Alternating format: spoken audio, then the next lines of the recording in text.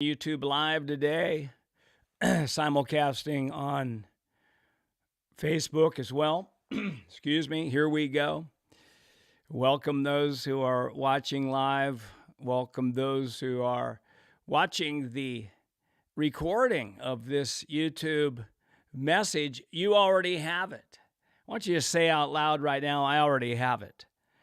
I already have it. And this is going to be a message, I believe, that is going to help us take our eyes off of what we think we don't have and put our eyes on what we actually do have, because we already have it.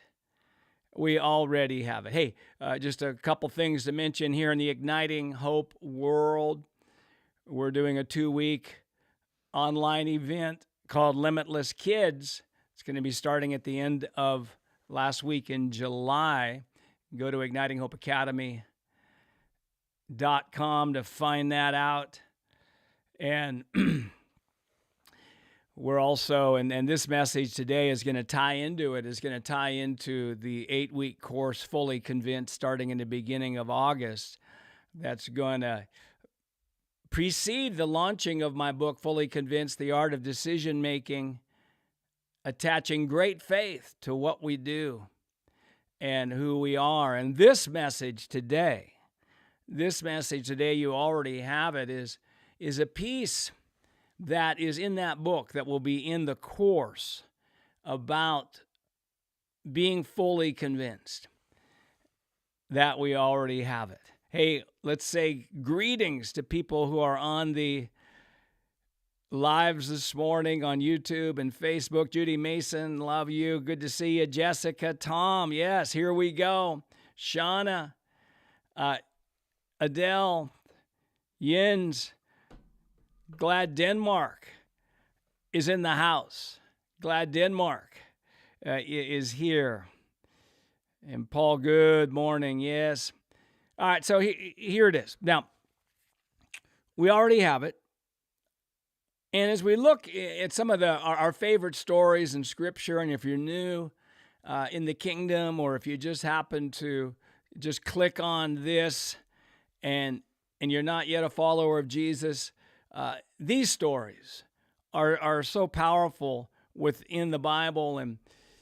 And one of them is when Jesus feeds the 5,000, and he basically asks his disciples, he says, his disciples urge him, say, hey, let the people go. It's late.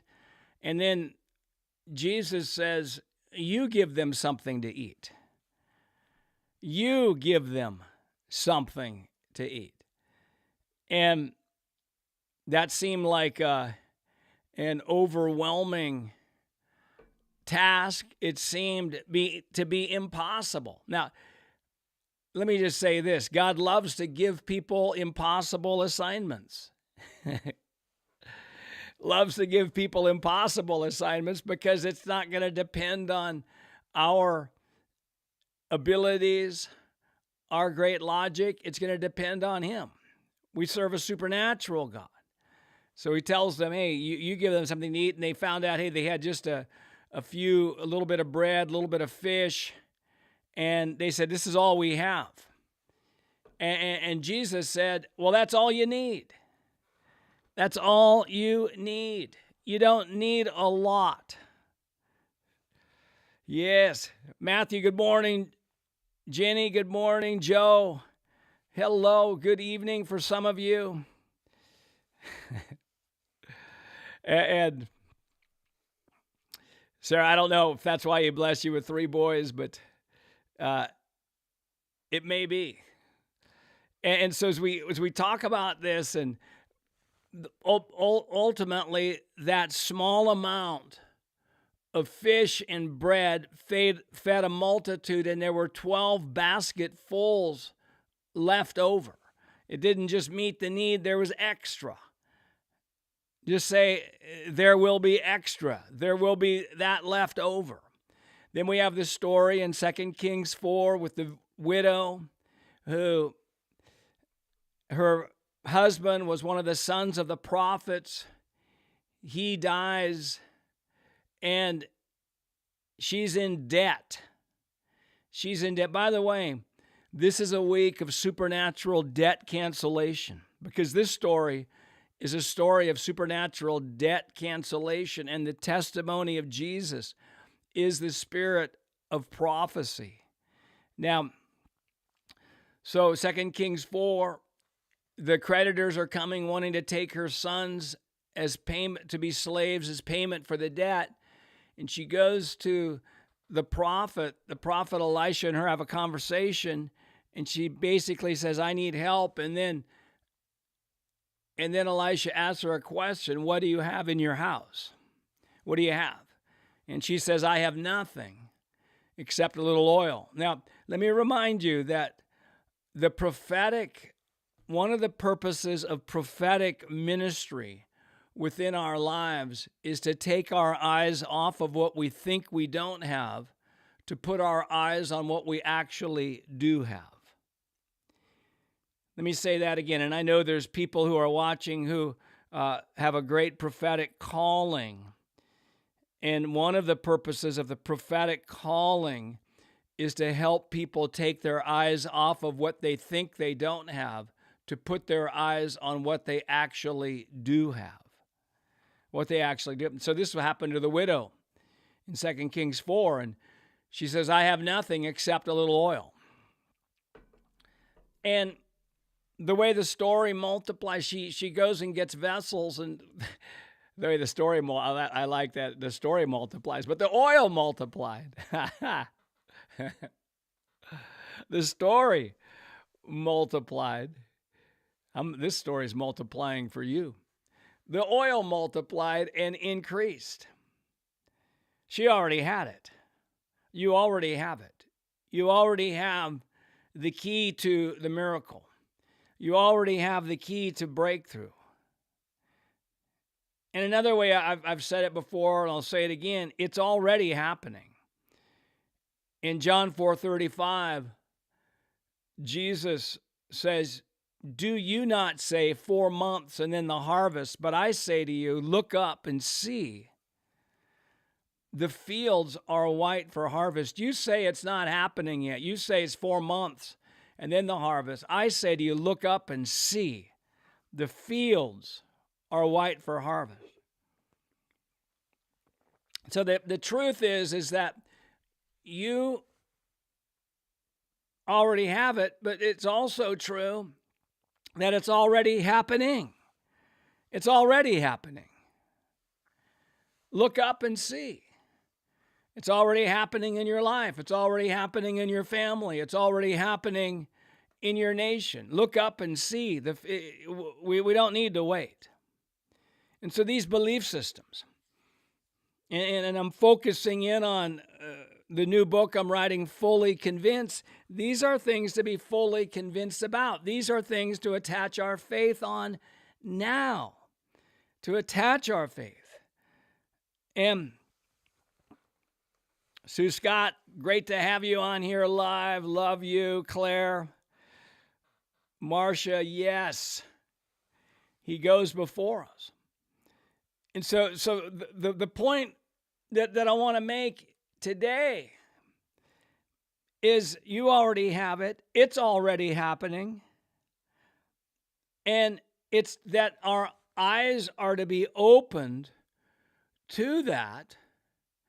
And as our eyes are open to it, we'll attach faith to it. Now, I used to say as a young leader, I can't wait until I do something great for you. And I felt like the Lord said, Steve, instead of waiting to do something great, why don't you attach great faith to what you're doing now, and it'll become great. Now we go back to the story of the widow. She only had a little oil. She said to the prophet Elisha, I have nothing except a little oil. And that little oil was multiplied, just like the fish and loaves were multiplied to feed the 5,000. It was multiplied. Somebody out there just say, it's being multiplied right now.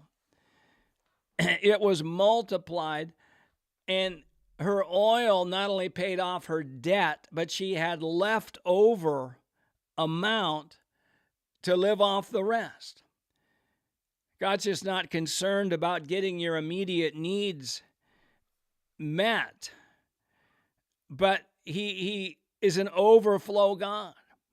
Jesus said in John 10:10, the thief comes to steal, kill, and destroy, but I have come to give you life and life more abundantly. And that's the word life there is Zoe. It's an overflowing life. It's being multiplied right now. Now, so this whole thing about you already have it. Now, one of the goals of the accuser of the brethren is to have us fixate on what we don't have. to have us fixate on what we don't have. To have us fixate on what we believe we're at a disadvantage for or of. The victim mindset. I'm at a disadvantage. I don't have enough oil. There's not enough food to feed these people. I don't have enough abilities. I don't have enough money. I'm not courageous enough. I'm not committed enough. I'm not. And so he wants us to be on this perpetual treadmill of looking at what we think we don't have and continually focusing on what we believe we are not. And that's just a bummer. That's just a bummer.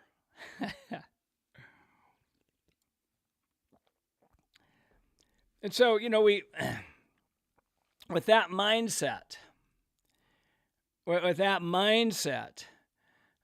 that negative mindset, then it creates a seeming inability to ever believe we're enough, to ever believe that what we're doing is important. And we're waiting. We're waiting. Maybe it's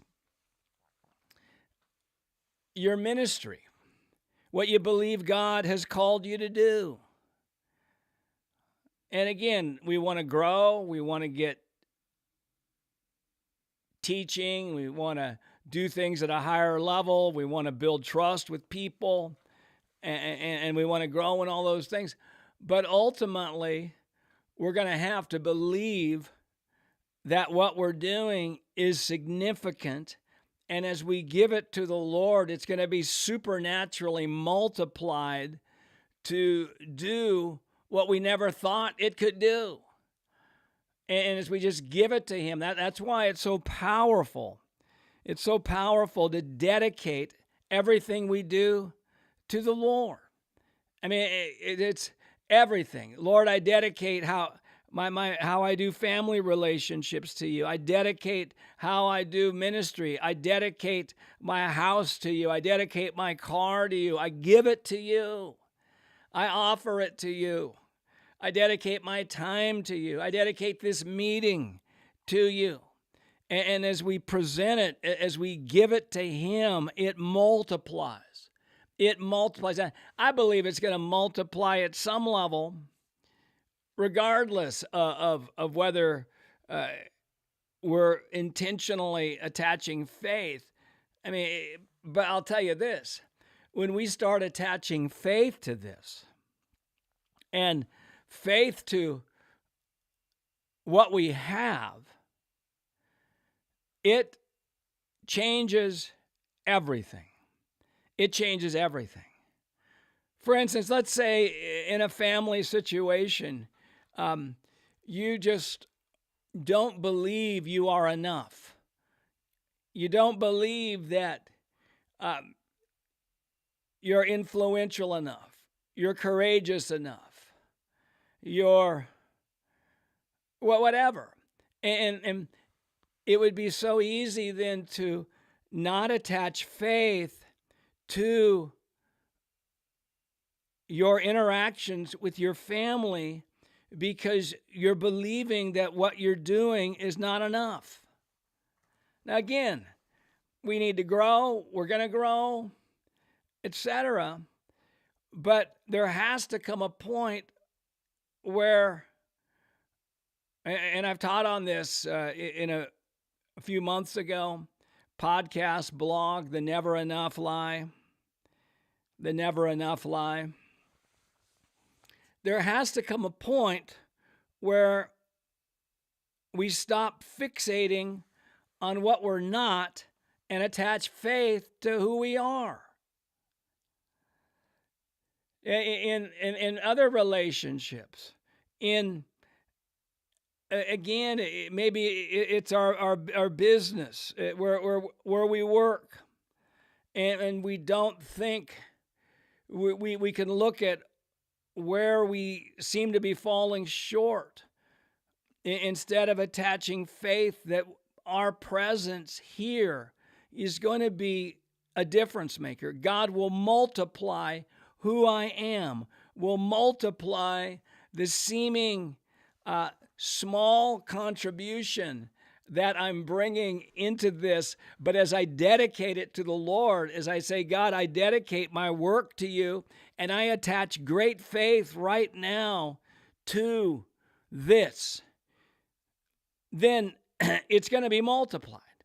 You may be leading a prayer meeting and only 2 people show up, and you're tempted to feel like it's not going to be powerful.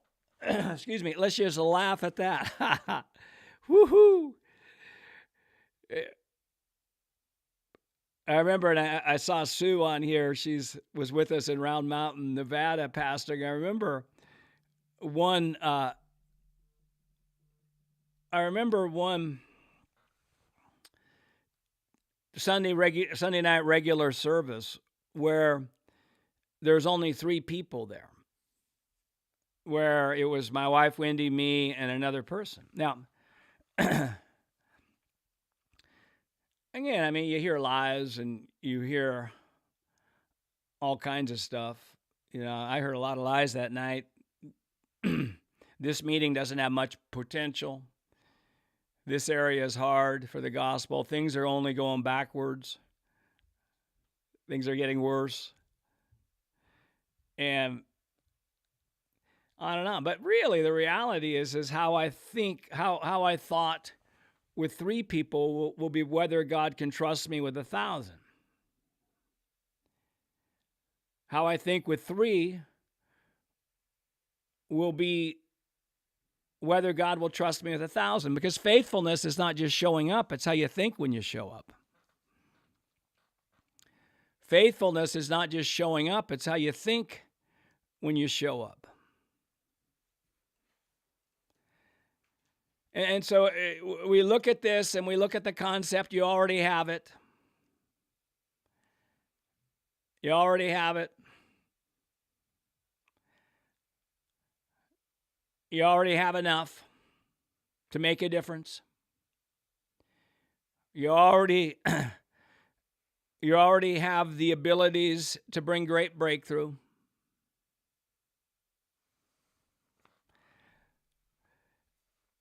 And so how do we apply this?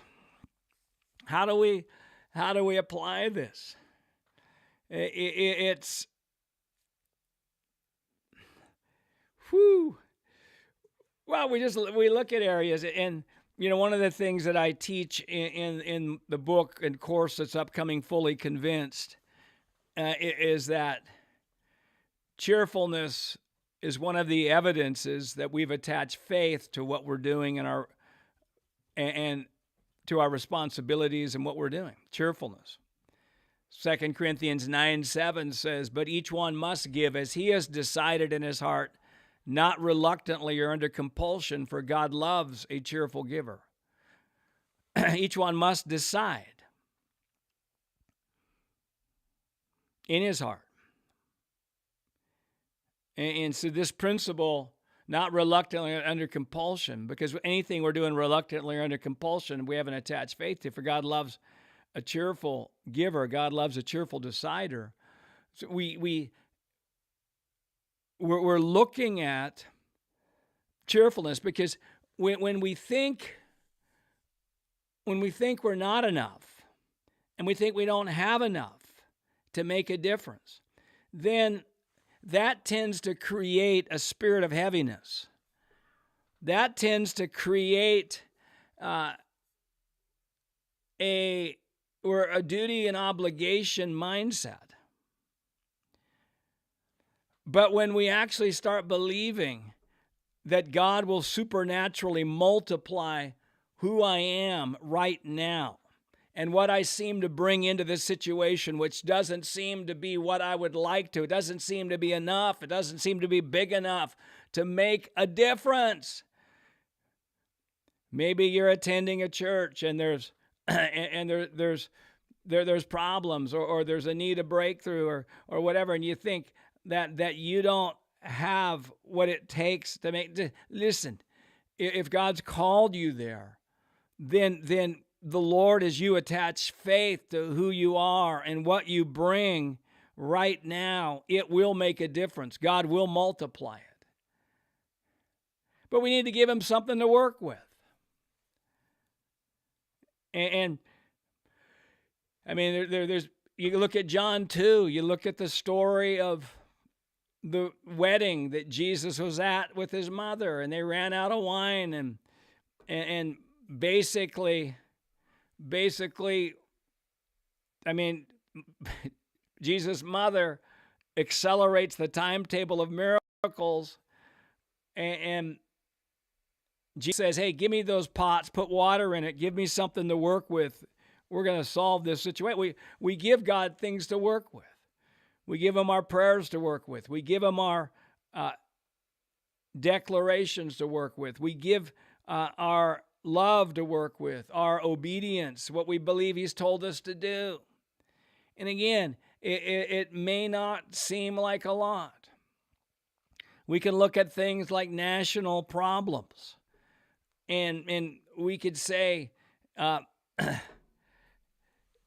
like when Jesus told his disciples, you with the 5,000, they didn't have food. Jesus says, you give them something to eat. They say, what is this? They say, well, all we got is this fish and bread. What is this concerning this great need? What is this? It doesn't seem to be enough. And it was enough. And like national issues that are going on. And Jesus says, hey, you fix it. You say, but Lord, what we have seems so small. What we have seems so small. How can it make a difference? And that's the battle. That's the battle, that we think we don't have enough. We think we're not enough. We think what we do isn't important in the big scheme of things. Well, that's a lie. And you know what we do? We just laugh at lies.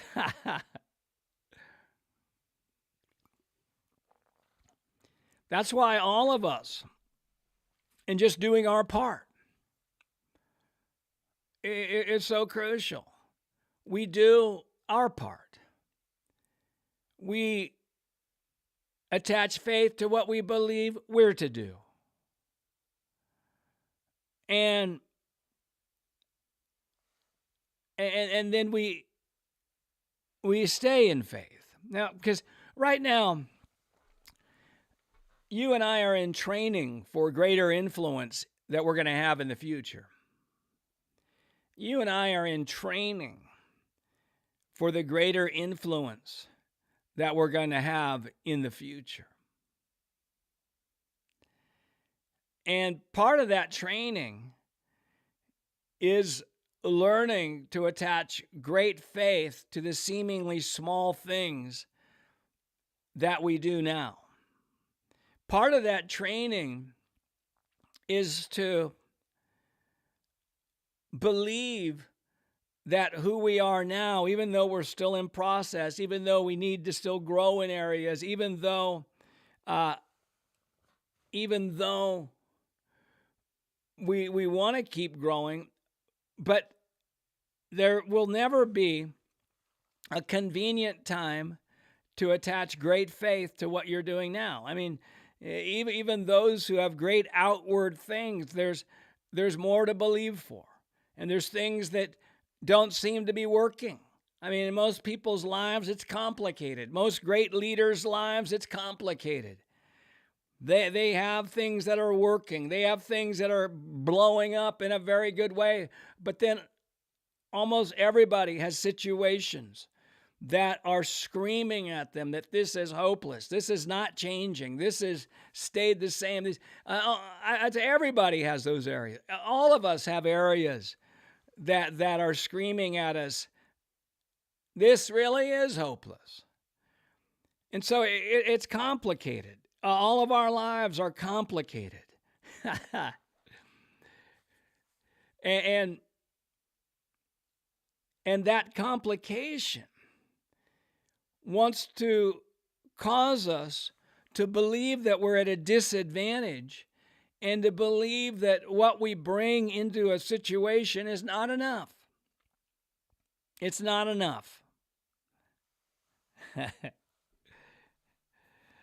Judy Mason, you put in the chat, great leaders' lives are perfect. Let's laugh at that. Now, that's funny. It is complicated. Man, you just look at who God used in the Bible. It's complicated. Look at Abraham's life. It was complicated. Ishmael, Sarah, Hagar. You look at Isaac's life. It was complicated. Esau and Jacob, Rebekah, Rachel. For Jacob, getting ahead of myself. And there was a lot of stuff going on.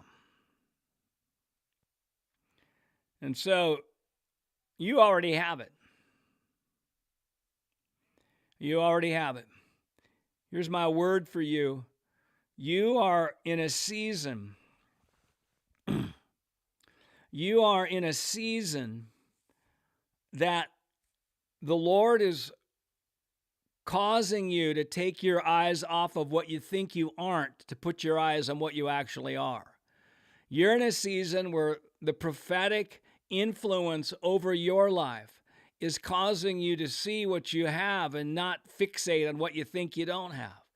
You are in a season, you're in a season right now where there's grace on you to attach faith to who you are. You're in a season of where God is clarifying your assignment and to attach great faith to it. You're in a season right now, what the Lord is doing in your life. He is completing the great work that He started in you. He's completing that great work, and He is causing you to rise up like never before.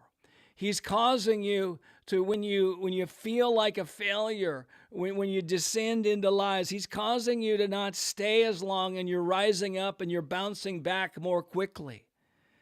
And He's causing you to understand that right now, as you attach faith, that God is supernaturally multiplying who you are and what you do.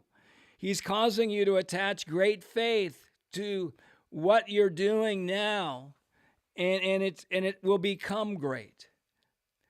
That's what's happening. That's what's happening. There's something supernatural that's flowing even through this broadcast. In this broadcast, that is getting on you, and it's going to get on you in a way that's incredible, and it's going to be contagious. You are contagious with hope. You're contagious with hope. You're contagious. You are an overcomer. Man, I'll tell you this. I know, as I look at who's on the chat, and I know the type of people who connect with us, I'm constantly amazed. You're still kicking. You haven't quit. You haven't quit. You could have quit a long time ago. You could have quit a long time ago. Joyful Angela, you are contagious with hope. You're also contagious with joy. You haven't quit. Listen, this thing's not over. God thinks, we do our part. We have certain outcomes that we want to see in our lifetime, but even if we don't see those outcomes, we're not quitting. We're not quitting. We are relentless. We already have it. We're breaking off unworthiness. We're breaking off shame. We've already broken it off, and it wants to every once in a while come back and just talk to us. Now you are important. You are important. Doors are opening up for you to influence people in an incredible way. Doors. Listen, you are being ushered into places that you'll actually be there physically or through technology, but you are being ushered and you're making an influence. Things are being multiplied through you that you don't even know where it's going. You don't even know what your prayers are doing. You don't know what those declarations, you don't know what those acts of love and generosity as you attach faith to those things. You don't even know. It's bigger than you know. It's bigger than you know. Oh my. Wow. Wow. You already have it. 2 Kings 4. The widow. Creditors coming for her sons to pay off debt. She talks to Elijah. Elisha says, ask the question, what do you have? What do you have in your house? What do you have? And she realized, I already have it. I already have it. Tom, I've got fireworks in me and they're going off. The prophet said, you already have it. My prophetic voice speaking over you is you already have it. The purpose of the prophetic ministry, one of the greatest purposes of prophetic ministry, is to cause us to take our eyes off of what we think we don't have, to put our eyes on what we do have. The widow said, I have nothing except a little oil. She started off, I have nothing. That's where her mind said, I've got nothing. I'm at a disadvantage. I don't have enough to meet the need. Whew, that was a lie. She had it. Wow, thanks, Grace, apostle of hope and joy. Thank you so much. Thank you. Yep. Vicky, you're surrounded by essential oils. Yeah, it's already, you have it. It's it's the truth. And if you just jumped on here, and we love it, welcome to Igniting Hope YouTube broadcast. You already have it. We're talking about how God multiplies what we have. He multiplies it. The needs are greater. The needs in our families, the needs in our nation, the needs in our cities, the needs are seemingly insurmountable. But that's just a setup. And the Lord will multiply the fish and bread we give him, and as we attach faith to it and say, it's going to make a difference. It's going to make a difference. It's making a difference. And then we apply John 4:35, where it says, Jesus says, do you not say 4 months and then the harvest? But I say to you, look up and see. The fields are white for harvest. He says, you say it's not happening, but I say it's happening. There's something to partner with right now. And what the Lord is doing right now, he's opening your eyes to partner, to see what he's actually doing. Your eyes are being opened to another family member to partner with. It's happening. It's happening. Don't fixate on where it's not happening. Fixate on where it is happening. There's somebody in your business. There's somebody in your church. There's somebody in your city. There's somebody else who's got a heart for prayer. There's somebody else that there's something where that you're sensing God's calling you to do, to make a difference. Your eyes are being opened to what He's actually already doing in that area. And you're going to partner with that. Yes, you are. Woo-hoo. Hey, I'm going to wrap up here in a moment. What a joy to be able to speak today and to talk with those who are watching the live broadcast. Hey, by the way, I'm going to, it may be tonight, if you're not subscribed to our YouTube channel, why don't, and you want more of this, subscribe there. And then, because I do my weekly podcast simulcasted on YouTube, and I don't have a system yet where I know exactly when I'm going to do it. Hopefully I'll get into that mode soon, but it could be tonight, could be tomorrow, that I am going to be doing that YouTube live, actually my podcast on YouTube live. And that's happening. So it's coming up. Hey, Limitless Kids 2-week event online for children using my books. Let's Just Laugh at That for Kids, Part 1 and 2. If you know of a family with children, check it out on ignitinghopeacademy.com. And then this whole teaching today is really part of our Fully Convinced course that we're doing. It's going to start in August, an 8-week online course. It's going to take 2-3 hours a week of commitment time. And I believe that this content, even what I shared today, if this touched you and you want more, why don't you pray into that? Look at ignitinghopeacademy.com for the info on our course, Fully Convinced, the art of decision making, attaching great faith to what we do and who we are. And that's coming up.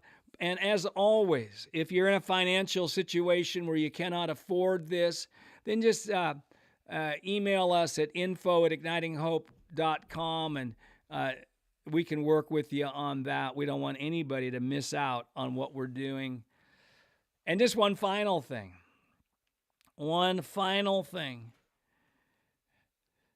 And Grace, so good to have you here with us. We love your influence in Igniting Hope. Grace. One final note. My book that I wrote with Tracy Rice, Declare It, is a great way to attach great faith to what we're doing, who we are, current circumstances, dreams. And that's coming up. I mean, that's available right now. 96 different life areas with 15 different declarations each. Declare It. Find out on Amazon. The course, I believe, boy, oh boy. I think it's 159, 179. I apologize. I should know that. You can find out how much on ignitinghopeacademy.com. It's going to be incredible. By the way, let me just give you some of my favorite quotes out of Fully Convinced. A bad decision made in faith has a greater likelihood of success than a good decision made in doubt. That's in Fully Convinced. Obviously, I'm not talking about sinning in faith, but a bad decision made in faith has a greater likelihood of success than a good decision made in doubt. And we're going to unpack that in Fully Convinced. It's starting in August. All right, everybody. Bless you. Praying this will be a great week. The best week yet. Thanks, Claire. Yep, we have an early bird discount on Fully Convinced. All right, everybody. Thank you so much. Bye.